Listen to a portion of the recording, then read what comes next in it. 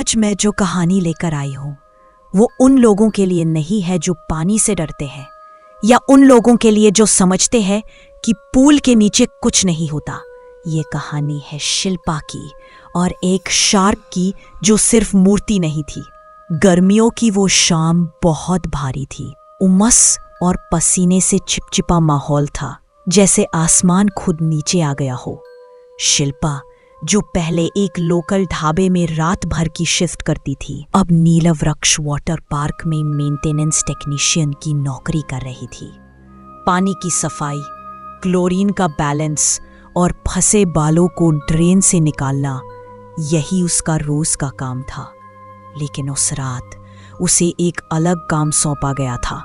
आज रात तुम्हें कालमुख की निगरानी करनी है, सुपरवाइजर ने कहा। कालमुख वाटर पार्क की सबसे नई और सबसे खतरनाक स्लाइड, और इसका सबसे डरावना हिस्सा था इसका अंत, जहां एक विशाल शार्क की मूर्ति गहराई में छिपी रहती थी। सर, वो बस एक मूर्ति ही तो है, शिल्पा ने पूछा था। बस एक मूर्ति? सुपरवाइजर हंसा था। उस मूर्ति को एक झील के तल से निकाला गया था, जहां वो सालों से डूबी थी। लोग कहते हैं वो असली है, या शायद कभी असली थी। इंटरनेट पर उस शार्क की फोटो थी, एक भयानक मुस्कान, जैसे होठों के कोने थोड़े ऊपर खींचे हुए हों, बिल्कुल नकली लेकिन फिर भी डरावना। किसी ने लिखा था, अगर तू सब मैकेनोफोबिया, गहरे पानी में छुपे इंसानी चीजों से डरते हो तो मत देखना। शिल्पा को भी लगा ये सब बस कहानियां हैं, लेकिन उस रात सब कुछ बदल गया। आखिरी विजिटर के जाने के बाद पूरा पार्क एकदम शांत हो गया। सिर्फ शिल्पा थी, उसका डाइव सूट और वो गहरा पूल जहां कालमुख छिपा था। उसने एक एक चेकलिस्ट देखी, फिल्टर, गेज, बारी आई शार्क की। सेंसर गड़बड़ कर रहा है, खुद उतर कर देखना होगा, उसने खुद से कहा। शिल्पा ने अपना डाइव मास्क पहना, ऑक्सीजन लगाया और पानी में उतर गई। पानी का ठंडा एहसास, उसके चारों ओर फैली हुई चुप्पी और बस उसकी सांसों की आवाज, जैसे पूरा संसार थम गया हो। जैसे ही वो नीचे गई, अंधेरा बढ़ने लगा, रोशनी कम होती गई। उसने अपनी डाइव लाइट जलाई, एक तेज बीम अंधेरे को चीरती हुई, और तभी वो वाटर स्लाइड उसके सामने थी, कालमुख, और उसके अंत में एक विशालकाय शार्क की मूर्ति थी। शिल्पा ने अपने आप से कहा, अरे ये बस एक मूर्ति ही तो है, और मूर्ति से मुझे डरने की कोई जरूरत नहीं है। लेकिन उसकी मुस्कान में कुछ था, कुछ ऐसा जो बदला हुआ लग रहा था। उसने खुद से कहा, बस लाइट का खेल है, सिर्फ प्लास्टिक और फाइबर ग्लास है। वो मूर्ति के जबड़े के पास पहुंची, जहां सेंसर था। शिल्पा ने पैनल खोला, आर ठीक किए, काम लगभग पूरा ही था।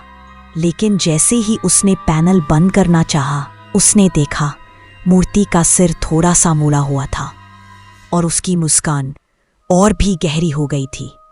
उसने सोचा कि मैंने मूर्ति को नहीं छुआ था, फिर ये कैसे हुआ?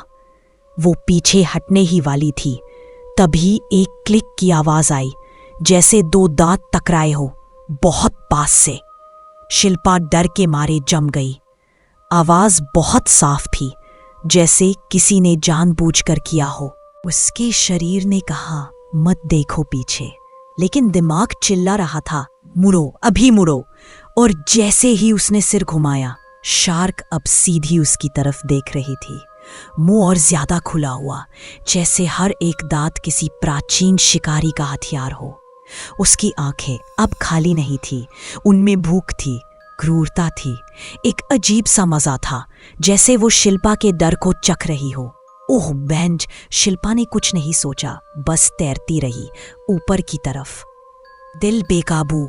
लेकिन तब भी एक बार उसने पीछे देखा, शार्क अब गायब थी, कोई नहीं जानता वो कहाँ गई। शिल्पा ने उस रात नौकरी छोड़ दी, बिना कोई कारण बताए।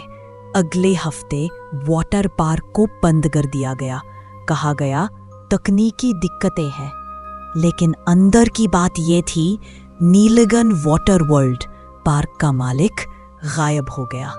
कभी किसी ने उसका नाम तक नहीं लिया। शार्क की कोई तस्वीर नहीं, कोई रिकॉर्ड नहीं, जैसे वो कभी थी ही नहीं। लेकिन शिल्पा जानती है वो अब भी वही है। हर रात उसकी आंखों के सामने आती है उसकी वही मुस्कान, वही काली आंखें और वही ठंडी डरावनी उपस्थिति। अब शिल्पा किसी भी स्विमिंग पूल में नहीं जाती, क्योंकि उसको लगता है कि वो शार्क की मूर्ति अब भी उसको देख रही है। तो दोस्तों, अगली बार जब आप किसी पूल में उतरे और नीचे कोई परछाई सी दिखे तो दोबारा सोच लेना, हो सकता है वो बस देख ना रही हो, बल्कि अपने शिकार का इंतजार कर रही हो। मैं मिलती हूँ आपसे अगली डरावनी कहानी में। तब तक अंधेरे से बचकर रहना।